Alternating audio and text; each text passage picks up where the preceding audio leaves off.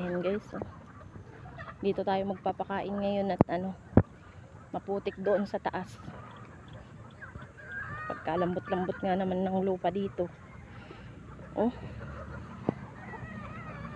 Ayan, dating taniman kasi ng palay daw itong pwesto ng farm dito sa guys. Kaya matubig. Ayan, ang ating mga nokis.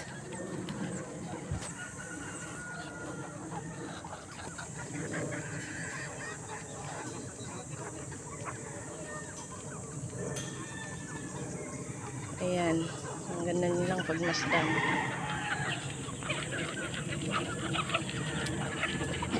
Ayan, malapit na silang ma-harvest.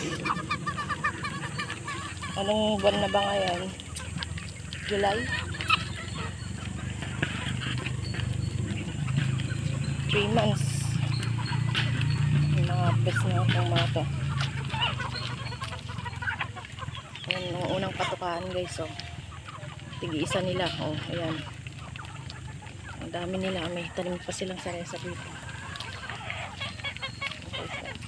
Tiyaga lang talaga ang magpakain ng manok. Ayan guys, ang aming trabaho.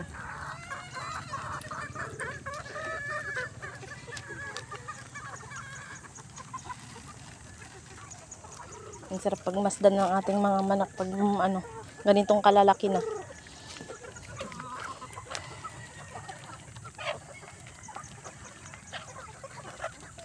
Medyo malikot itong aking video at nanginginig itong aking kamay.